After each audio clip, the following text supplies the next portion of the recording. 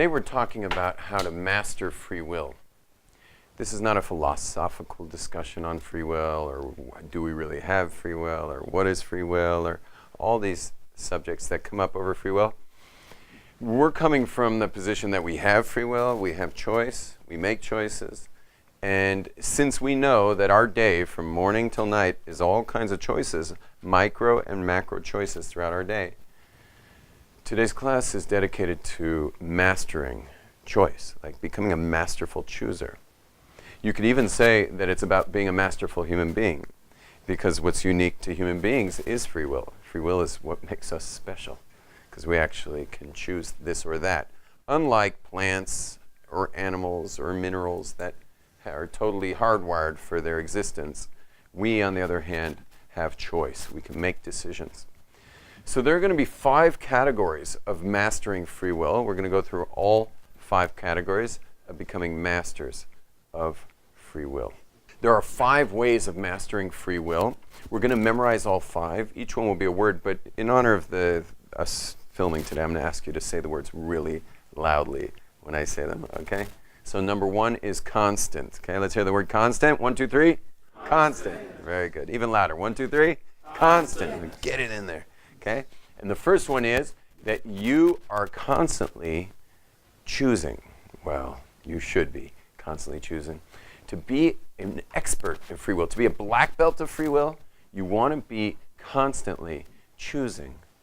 You want to choose at all times. Well, you might say, what am I supposed to choose now? I mean, I'm in this class. You want me to choose to be in the class? Yes, I do. But we're already in the class. Choose it again. Choose it again. Some of you are here because that's what the schedule said. 3 o'clock, there's a class. So you came to the 3 o'clock class.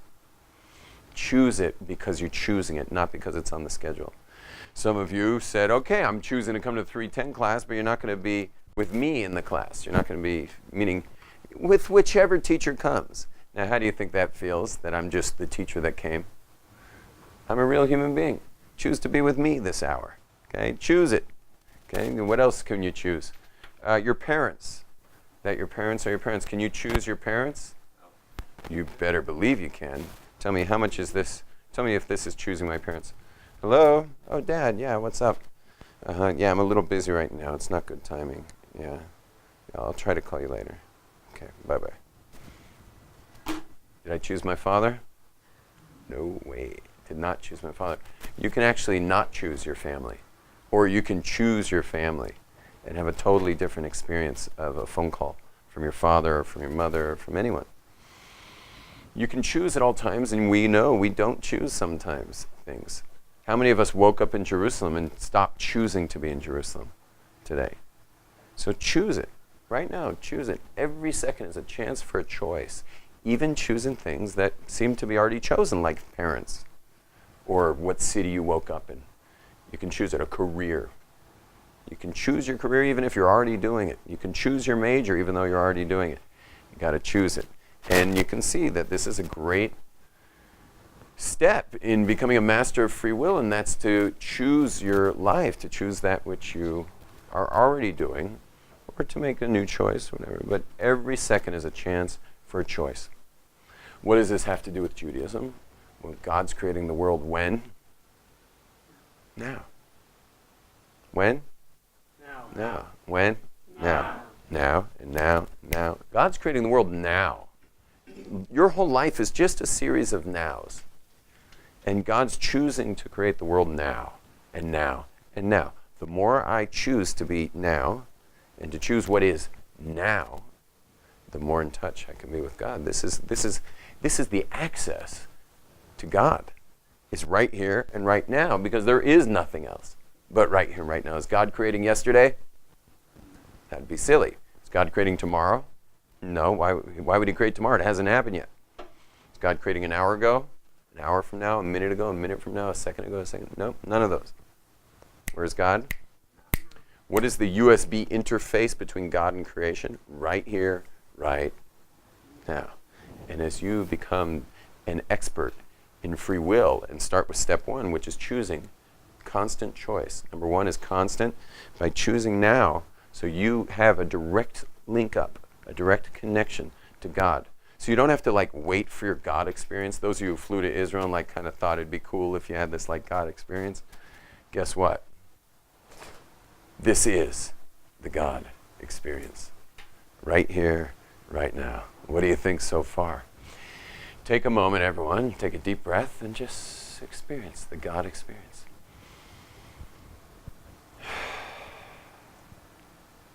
How do you like it? A little disappointed? Or you think it's cool? It's a little subtle, I understand. Doesn't hit you in the face. But it is right here and right now, and this is where God interfaces with the world.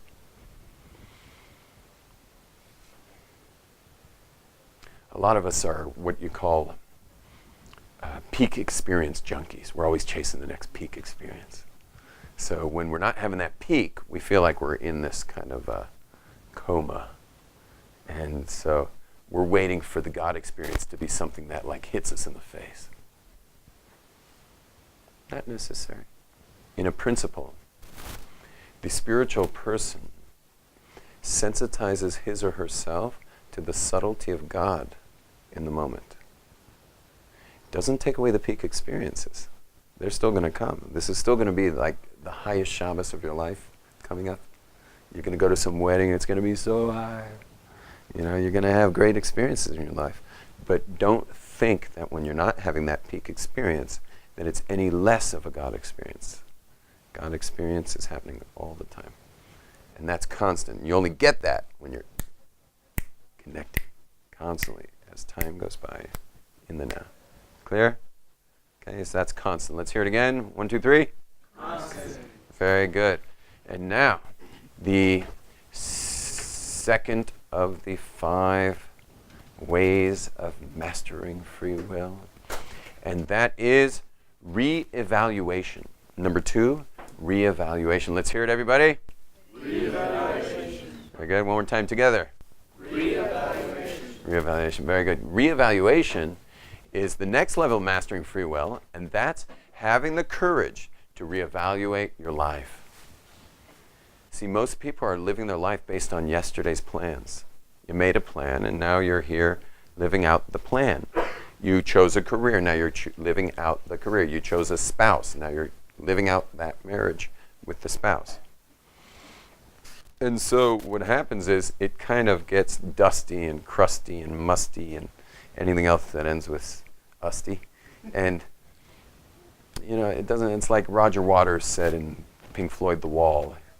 Day after day, the love turns gray like the skin on the dying man. Yeah? Doesn't sound so good. So whereas when you reevaluate, where you look at your life and you say, is this what I want? And you have the courage to reevaluate it, what it does is it puts new power, new inspiration to that which you're already doing.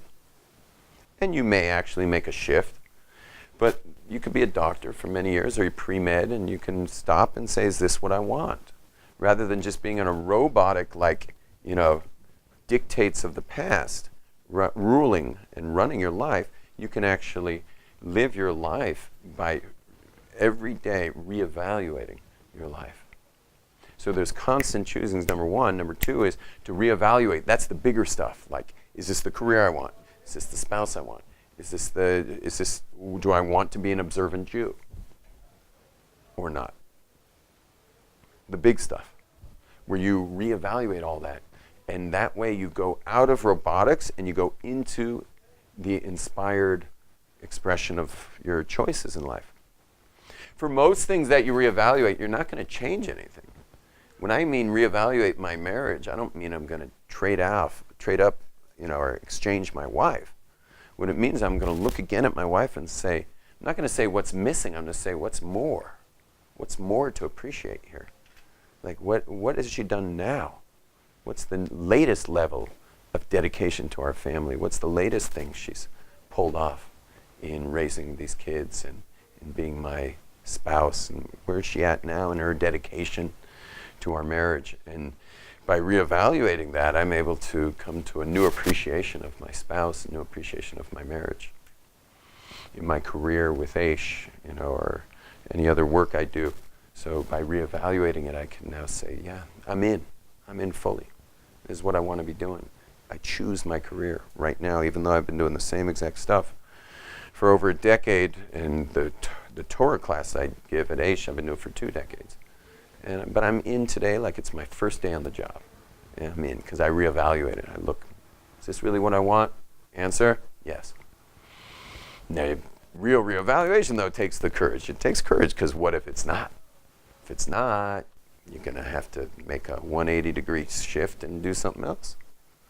And so part of reevaluation is having the courage to make that shift in what you're already doing.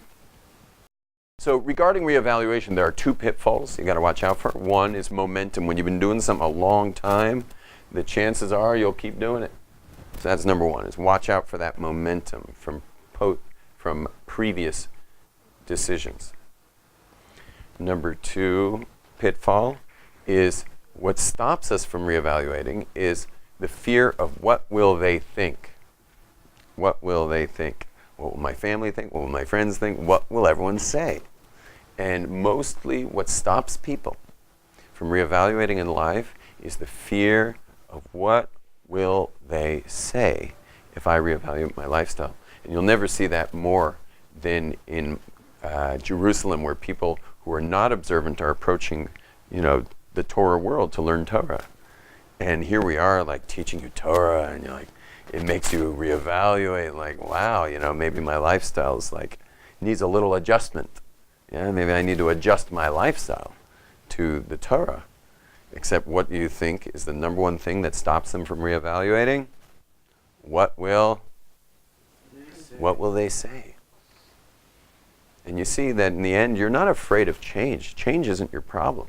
If you won the lottery and won like suddenly $1 billion, and now you got like a new wardrobe, you live in a new neighborhood, you're driving a new kind of car, you're like, everything's changing all around you, you'd love it. Because what will they say? Good stuff. Look who won the lottery. When, on the other hand, people who just won't understand the change you may make when you reevaluate, which could also be a career, it could be a spouse, it could be anything, but especially when it comes to Judaism, it ruffles a lot of feathers for people. And so we wind up not reevaluating our lifestyle, even though we know we should, because of what will they say. And of course that's ridiculous, because none of them are going to be with you they're not going to, first of all, it's your parents, so at the end of your life, they're not going to be around. They're going to be, unless they're going to live to 150, it's not going to be your parents you're not going to be able to point your fingers at anybody. There's going to be no one to point your fingers at. In the end, you're going to live alone, you're going to die alone. And you got to decide now, what's your life about, and be real with that now. Because in the end, all fingers will be on you. And in the end of your life, when you get upstairs, in the end, you got to own it. You got to own it. Number 1 is constant. Number 2, reevaluation. And obviously, to make your life decisions based on what will they say that's not the way you want to go. And the way you do want to go is the way of integrity. Integrity. What does integrity mean? Integrating what you know with who you are. Integrating what you know with who you are. Constantly evolving as a human being. Constantly integrating. Whatever it is you learn, you become it. Whatever you study, whatever you learn in life, you become it. That's integrity. You integrate it into your life. What are we really giving up when we don't allow ourselves to grow because of what will they say? What we trade is our integrity. So you trade your integrity, and what you get is to look good for people. That's what you want your life to amount to? Just a bunch of looking good for people? Who are looking good for people, who are looking good for people, who are looking good for people? They're doing the same thing. That's what you want your life to be? Rather than look good, I'd rather you be known for being good. Don't trade being good for looking good. Actually, be good. And be for your family and friends and all the people who you'd wonder what would they say. Just be the person that they know that actually is really good, not just looking good. Be good. And what is Judaism anyway, except how to be good? It's like being good on steroids. It's like how to be good with precision and accuracy. Jewish law is just how to be really good. How can you be really good? Like clean up your speech from both foul language, clean up your speech from gossip and evil speech about others. Just being really good. Judaism is about being really good. So what's number one? Loud. Number one? Loud. Number one? Number two? Okay, 2 pitfalls, momentum and looking good. We'll call it looking good. Momentum and looking good. Looking good for others. Okay? It's really avoiding looking bad. Okay? Should we just call it what will they say? I think we should. Okay? We'll call it, so number 1, 2 pitfalls. Number 1, momentum. Number 2, what will they say? Okay? Number 3, the third way of mastering free will is called battleground. Everybody say battleground? Battleground. A little stronger? Battleground. Okay, number 3 is battleground, and that's the battleground between the soul and the body. You see, if I put you in an MRI machine, and next to that MRI machine I put another being inside an MRI machine, like for example a chimpanzee or an orangutan, a primate. So I put the primate in the MRI and I put you in the MRI. Are you guys going to look different in the MRI? Not very different at all. No, you'll look actually quite the same. The difference between you and an orangutan is something called the neshama. You have a neshama. Orangutan has a nefesh, but it doesn't have a neshama. It has a nefesh. It has a certain level of animal soul. Again, it's a totally hardwired soul. It doesn't have free will. It will always be relegated to survival and reproduction. The human being, on the other hand, isn't just about survival and reproduction. The human being has a whole other part of them called the soul voice, which is best reflected in what are called higher aspirations. Orangutans don't have higher aspirations. They don't build buildings of Torah. Think you're floating in the air right now. You're like 6, 7 stories over the Kotel Plaza, the Western Wall Plaza, built by human engineering that all came from this higher aspiration. Yeah? And in this very, very expensive building, no one's making any money off that. It doesn't create any more survival. Okay, might create a lot of reproduction because people get married a lot around here. But you see, it's like it's not part of the Darwinian thing in the animal kingdom or the plant kingdom of survival and reproduction. This is a higher aspiration building. It's based on wisdom. It's based on the part of you that is reaching for the stars of like, what is the ultimate? What's it? What's the it I'm looking for? What's the ultimate connection? So you have an animal voice and you have a soul voice. An animal voice and a soul voice. And those 2 voices are fighting over the throne. In Kabbalah, your brain is called the throne because you can only think one thought at a time. You think a lot of thoughts during the day, thousands, but only one at a time. And there are 2 kings who are fighting over the throne. There's the animal soul, or the animal voice as we call it, and then there's the soul voice. Okay? And those are the 2 kings fighting over the throne. Who's going to win? So you think about it throughout your life, who's been winning? Has it been the animal winning? Is it the soul winning? For most Jews today, it's more the animal voice has been winning. But if you look in Jewish history, it was the soul voice that was winning. It's just that we're so immersed now in animal voice culture. You see, this whole fight started with Jacob and Esau. Jacob represented the soul voice, and Esau represented the voice of the animal. Survival, reproduction, immediate gratification. And we have been living, it used to be only Ashkenazim had this. This is why you'll find that Ashkenazim are much more atheistic than Jews who are from Sephardic descent. Because Jews of Sephardic descent, they've been living amongst believers for the last couple thousand years, whereas Ashkenazim have been living amongst atheists for the last couple thousand years. And so we've been living, Ashkenazim like myself, have been living amongst Esau for the last 2,000 years. So for us, belief comes harder. That's why Hasidim like myself, we do these like extreme prayer sessions and stuff. Whereas the Sephardim, they like look in our window of our shul and they're just like, are you guys out of your mind? Like, you don't think God hears you? You got to scream. You know, you got to jump up and down. You got to go crazy. Don't you realize who God is? But for us Ashkenazim, we have to do something extreme if we want to feel God in our life. So we've all been kind of brainwashed towards the animal voice. We've all been brainwashed towards this like immediate gratification. We can't seem to postpone our pleasure. Whereas a Jew always had this more patient, throughout history, a Jew always had a more patient view of things. A Jew always knew that the greater good was sometimes going to come later and not something you were necessarily going to indulge in right now. And so all of us, in a way, need a little bit of a surgery. I like to call it an Esavotomy. Get Esav out of me. Okay? Jacob's brother Esav. In an Esavotomy, you got to get Esav out of you and get the Jacob into you. Okay? So you can imagine that in the battleground between the voice of the animal, which is Esav's voice, or Western civilization's voice, the Greek voice, the American voice, the Westerner voice, versus the voice of Jacob, the voice of Israel, the voice of Torah, the voice of wisdom. So the one way to do this is you always imagine that Jacob and Esav are up in heaven and they're hanging out together. You know, they're brothers. They're hanging out in heaven together. And they're overlooking earth. And they're going through all the earthlings, all the people on earth. And they're deciding who is this guy yours or this guy yours? Like, whose kid is this?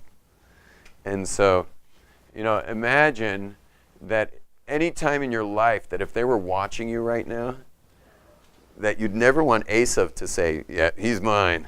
And Jacob's like, he's not mine. You know? That definitely can't be mine. And what you do want is to say, Jacob, I'm yours. I'm yours. I'm yours, Jacob.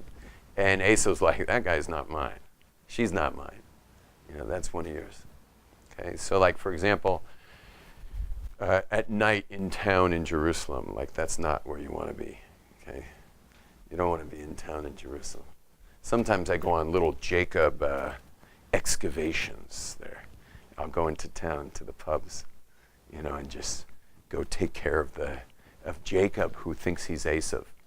And yeah, you guys probably never saw me in town, but every couple of weeks I'll go into town and just go take care of Jacob over there, who's having a bit of an identity crisis. And every time I'm there, inevitably, I help a lot of people in a matter of an hour in there. I really should be going every night, but I go every couple of weeks. I go for an hour. Yeah, last time I was there, this guy says, pray for me, please, just pray for me. And this is in a bar. This guy's drinking a big thing of beer. I'm like, why? Is something wrong? You know? He starts telling me all the pills he had popped that night. And he's like, pray for me that I make it till tomorrow. And I'm like, do you want me to call an ambulance? And he's like, I don't think so. And then that's what it's like in town when Jacob has his identity crisis and is living the Esav life. Anyway, so number 3 is to know you're on a battleground. What's a good way to die at war is to not know you're in a battleground. See, a lot of people want to pretend everything's fine. Yeah, most people, even me, go outside this building, go around, everyone's trying to pretend like they got it together. I got it together, Rabbi, don't worry about me, I got it together. Yeah. Everyone wants to pretend that everything is fine. It's very interesting because us rabbis and other practitioners of Torah would never say we've got it together. I'm in a battle. I'm in a battleground between my animal voice and my soul voice, and the second I want to pretend like everything's fine and there is no battle, guess who's going to win? Esav. The animal voice will win. Boom, just like that. Okay, so some of you are like, great, yeah, I don't want to live on a battleground. That's like trying to hold a pull-up and you never get to let go. Welcome to being a Yid. Okay? It's part of being a Jew. Being a Jew means being in a constant pull-up. Okay, you got to stay fit. You got to stay always using those muscles. You can practice, by the way. One of the ways to practice using those muscles is when it doesn't matter, do the right thing. For example, I always erase the board. Okay, I write on boards a lot. I erase the board when I'm done using the board. Does it make a big difference? Is it right? Is it wrong to leave my writing on the board? It's a good question. But since it doesn't matter that much, that's a good chance for me to start building more muscles. Piece of trash. I could either leave it on the table or I could put it in the garbage. I could bust my dish or my wife could come get my dish later. Little muscles. Raise the dish, put it on the sink, maybe even wash it. Okay, let's not go that far. But, you know, put the cup in the garbage, put the piece of paper in the garbage. It blew out and flew down the street. Chase after it. Go chase down the street after that piece of garbage. Muscles. It'll build your muscles. And especially when it doesn't count that much. So if you fail, you didn't fall that bad. Build your muscles. Don't wait for real tests to start doing the right thing. You're in a battleground all the time. So that battle is happening between the animal and the soul. And the animal side is lazy. It doesn't want to chase after a bag that flew out of the garbage. But chase after it anyway and build the muscles so that later when it's a cheeseburger, and the cheeseburger is, $2.99 with fries and a Coke, and right next door at Glot Hut, the hamburger is $7.99, and there's no fries and Coke coming with that burger. And you open up your wallet and you look inside and you got $5. And your house is 6 blocks away. So at that point, you're going to need muscles. You're going to need muscles at that point. So to do the right thing, you'll need some muscles. So build them up when it doesn't matter, so that when it matters and you're about to deal with a serious Torah commandment, at that point, you got some muscles and you could do the right thing right there and then. Okay? So that's battleground. Let's hear battleground. Number 1, constant. Together. Number 1, constant. Number 2, reevaluation. Number 3, battleground. Number 4. Number 4 is the soul. So we're going to call it soul. Everyone say soul. So you've got this battle between the body voice and the soul voice. And what you want to do is you want to choose the soul. However, you probably think from what I'm saying, you're supposed to just take out your shotgun and point it at the soul. Point it at the body and just go you're probably thinking that what I was saying is take your gun, point it at the body voice, and just go to the body voice. No. That's Buddhism. Okay? This is Judaism. It rhymes, Buddhism and Judaism. Buddhism is be celibate, fasting, right? Don't eat too much. Renounce all your worldly possessions. Give up the Porsche, the Mercedes, and the motorcycle. And go live in a monastery, become a monk. Not Judaism. God created the world so that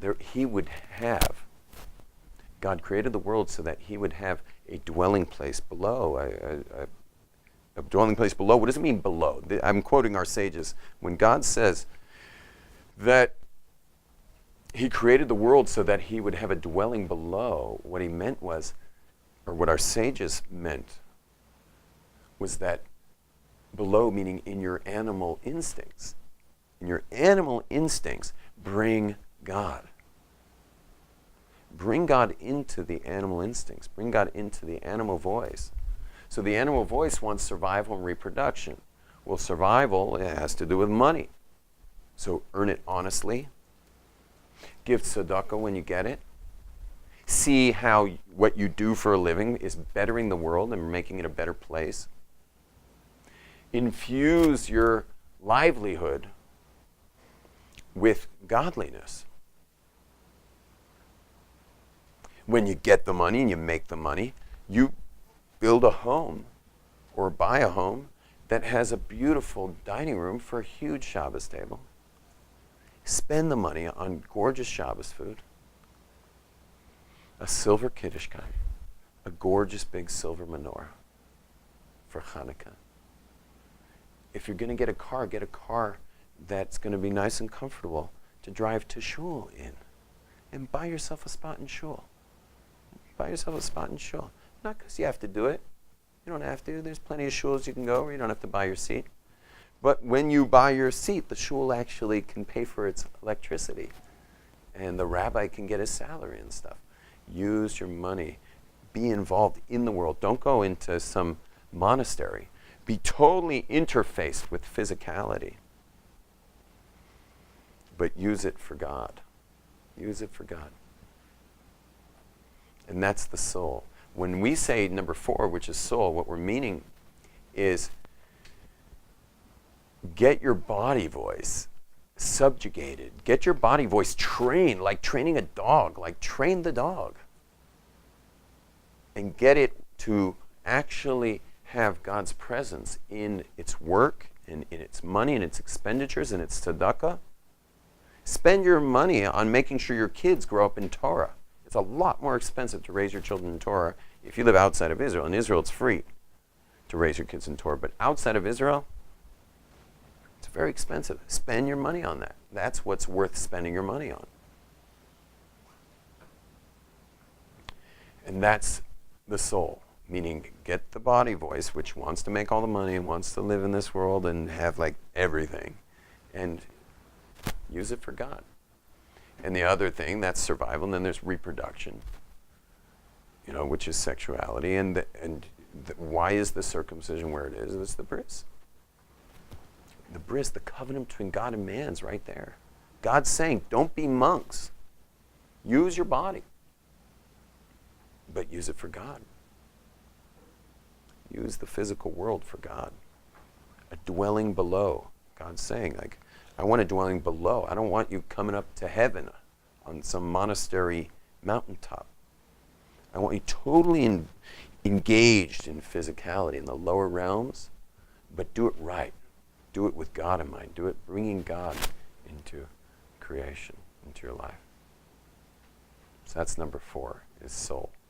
How do you do it? Well, one of the things you have to do is, besides all those ways I said, is to be a good negotiator. You got to negotiate with the body. If you just try to shut your body down, your body's going to go crazy. If you think you can just shut the body off, the body voice it's going to get a megaphone and blast you away. You can't shut the body voice off like that. The body voice needs to have a say. You can always trick it, though. It's like a dog. Just throw it a bone or something. Throw it a little biscuit. In other words, there's always a kosher alternative to anything your body wants. If your body voice is asking for something, just throw it a little biscuit, give it a little something, make sure it's kosher. And it doesn't understand time, so you can tell it like, if you let me learn Torah all day today, I promise to take you for an ice cream. And it'll let you learn Torah all day. You can just give it little rewards. You just bribe it, negotiate with it. You got to be a good negotiator. Also, have you ever noticed that you've ever had destructive thoughts about Judaism? You guys ever notice that? You have destructive thoughts about the synagogue or about the rabbi or anything. You guys ever get these like destructive thoughts about good things? So the reason that you've gotten destructive thoughts about good things, it's because you were ignoring your body voice too much. When you ignore the body voice too much, so it starts telling you like bad things about good things. It starts saying like destructive things about good things. So if you ever have a destructive thought about Judaism, Torah, synagogue, rabbis, anything, you ever have a destructive thought like that? So what's going on is you just like totally ignored your body voice probably in the last hour. And what you want to do is just simply ask the question. You just ask it to your little kids. So like my little kid, I call him Johnny, meaning my adult person is Yom Tov, Rabbi Yom Tov. But I've got a little Johnny inside. So I say, if ever I'm having a destructive thought about Judaism, I know that Johnny wanted something and I ignored him. So I just say, Johnny, was there something I ignored? And he's like, you bet there is. And what was it? You had 3 hours free time. I wanted to go mountain biking. And I'm like, yeah, that's true. And I said, well, sorry. And he's like, you just took on more meetings, one-on-one meetings with people. You could have gone mountain biking. You're just Mr. Responsibility. And I'm like, I am so sorry, Johnny. I promise, settle down, little guy. I'll take you mountain biking tomorrow. Really? Yes, I'll take you. You promise? Yes, I'll take you around. Okay. And then he shuts up for another day. And the next day, you can't cheat him. I take him riding. Take him on a ride the next day. Take Johnny out for a ride. Treat him to a little beer afterwards. Okay, you got to take care of Johnny. And so anyway, I'm just giving you a weight. You see how I'm negotiating? And including, so I just discussed two themes. One is negotiating with the body, and also when you have those destructive thoughts. It's because you probably just ignored your body voice, and now Johnny's angry. So everyone should make up their own name, maybe a little kid nickname when you were little, and let that be like the body voice. And just negotiate. Throw it a bone, give it something kosher alternative, and it will leave you alone to do your thing. Never understands time. So also, if you want to study in yeshiva for a year, never tell your body voice you're going to yeshiva for a year. It'll go crazy. It doesn't get time, so it's just like, you can just tell it like, let's go to yeshiva for 3 weeks. Now, when you buy the ticket, make sure it's a year. Okay, it's a year ticket, and you tell the body, you say, we're going to yeshiva for 3 weeks. Once in a while, someone tells me that, I say, so how long are you here studying in Jerusalem? They say 3 weeks. Me too. Like, what are you talking about? Yeah, 3 weeks. 3 weeks at a time. It's been 22 years now. 3 weeks, 3 weeks, 3 weeks, 3 weeks, 3 weeks. I'm still on my first 6 weeks that I came to Jerusalem. I came on a 6-week trip. I'm still on the 6-week trip. 6 weeks. That's all. Okay. And number 5. So let's go through them all together. Loud. It helps you wake up, too, because I've noticed people are very sleepy, and I'm amongst the sleepy ones. Okay? So here we go. Number 1, constant. Number 2, reevaluation. Number 3, battleground. Number 4, soul. Okay? Constant, reevaluation, battleground, soul. And now for the final one. The final way of being a master of free will is God. Why God? Because when you walk around this world, it looks like you're in its own creation, like you're in its own thing. This is like, this world is the beginning and end of reality, right? When we walk around the world, it looks like this is it. Like this is life. This is the world. But if you go Kabbalistically, you're not in the world. You're in God's mind. Everything that's ever happened is in God's mind. Don't forget, God created the world out of himself. That's all there was. Before there was a world, there was absolute nothing, which is God. And God created the world from itself. So the whole world's ultimately God. So you can walk around this world like it's this world, or you can walk around the same exact way, like with your eyes like that, just going like, whoa, this is God's world. It's 2 totally different ways of walking around the world. You can go for a hike in the forest. It'll be very beautiful as a forest.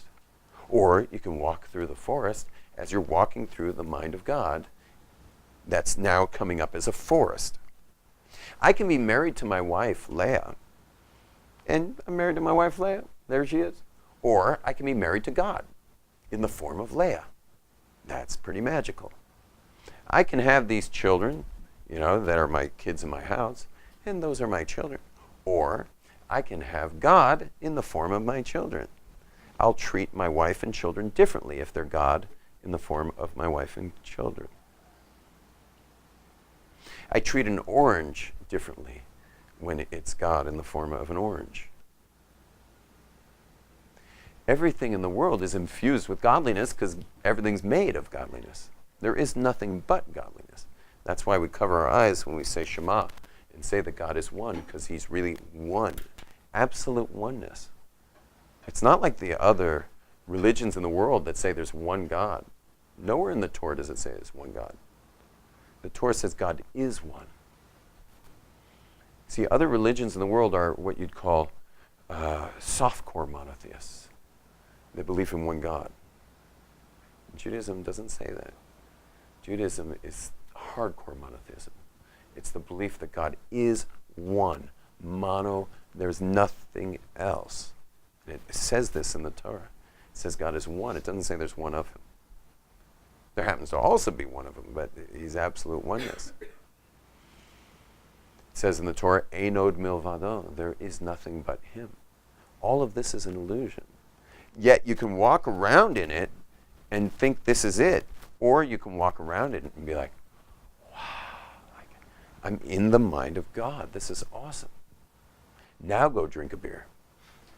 Drink a beer that's God and freak out on it. And it makes you want to say a blessing. Because when you say that blessing, it goes from a mundane beer or a mundane burger or mundane anything, or mundane spouse or mundane family or a mundane world, and it becomes magical. It becomes God's world because you're ultimately in the mind of God. But this is a free will choice. You have to make the shift, always. Just keep shifting back to, I'm inside the mind of God. This is wild. This is magical. I'm in the mind of God. This is so cool, so amazing. It's a major paradigm shift. And think about the softcore monotheism, the belief in one God. Does that make a difference to anyone in here? Would that make a big difference to find out there's one of them? Thank you very much. No difference. I'm not going to change my lifestyle for that. I'm not going to be more gentle to my wife because there's one God. I'm not going to be more loving to my kids because there's one God, or loving to you because there's one God. It doesn't make a difference. There being one God does not make a difference. Okay, it makes a difference if you're a pagan. You have to get rid of all your gods and just have that one God. Okay, if anything, I guess it makes a difference to them. But for us, it doesn't make a difference. You understand what other religions brought to the world to go around the world and kind of carpet bomb them so that they'd stop being pagans? Yeah, okay, that was a shift to stop praying down to wood and stone and start praying to the one God. Okay? But for Judaism, that's not us. We're the children of Abraham, Isaac, and Jacob. For us, the belief in one God is boring. Okay? Imagine I got in here today and I was like, today we'll be discussing monotheism, the belief in one God. You'd be like, kill me already. Where's the pillow? Does this classroom come with pillows? Let us all go get a cup of coffee so we can stay awake for it. The belief that God is one, absolutely one, and there's nothing else. V'hu echad ve'ein sheni. There's nothing other than God. That's a blow away a concept. That is a paradigm shift. That blows your mind. That's what Abraham made the difference with. That's Abraham's big difference that he brought to the world. And that's number 5. Number 5 of becoming a black belt or a master of free will is to be able to choose at all times to be in the mind of God, to be in the magic of the world. This magical world that God creates all around you. And you're the star of the world. Aren't you the star of the world? You're the star of the film. I'll prove it to you. Go outside into the lobby there. You'll go out to the lobby. You'll just be like, oh my gosh, he's right. It's being created all around me. I'm the star of the world. Tonight when you go to bed, you'll be going to bed and you'll just be like, good night. You're in the mind of God, and God's creating the world around you for you. And not only for you, but for him, for everybody. God's creating the world. Everyone's the star of the movie. In God's world, it's wild. And you start realizing how special you are. You are so special. And then you can do great things, because if you're the star of the film, it's probably going to work out for you. The stars rarely die in the film. They fail a few times, and then they break through, and everyone in the theater is so excited. So your success is guaranteed in this movie. All you have to do is believe in yourself. Believe that God's, making it happen. Yeah, it's going to be great. Okay, so that's number 5, and that's God. So we're going to go through all 5 again.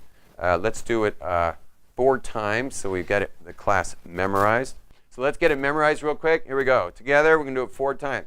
Constant reevaluation. Wait, let's do it together, everybody. Constant reevaluation. Loud. Battleground. Soul. God. Louder. Constant reevaluation. Battleground. Soul. God. Constant reevaluation. Battleground. Soul. God. Now for the brainwash. Constant reevaluation. Battleground. Soul. God. Again, constantly choosing every second some time to check in, interface with God, And but most of all, just to choose what is already, and to that's basically it. Constant is to constantly choose what's happening right now. Stop complaining and start choosing what is. You want to make an adjustment, get up and change the air conditioning. But otherwise, sitting there complaining about your life is a waste of time. Be in it and choose it, just as it is. All it is and all it ain't. Okay. Number 2, reevaluation. You have to be able to reevaluate your life. Most of the time, you're not going to change anything, but you'll at least put inspiration into that which already is. It has 2 pitfalls. Pitfall number 1, momentum from the past. Pitfall number 2, what will they think? Is our constant concern of what are they going to think of me if I were to reevaluate my lifestyle, career, or anything else. Okay? Battleground is the battle between the animal voice, the instincts of the animal, that's the instincts of the body, survival and reproduction, and the soul voice, which always wants the highest aspirations. It really just wants the transcendental to connect with God. Then number 4 is soul. Soul is that you want to take the animal voice. You don't want to shoot it. You don't want to get rid of it. That's Buddhism. This is Judaism. You want to infuse it with the higher aspiration.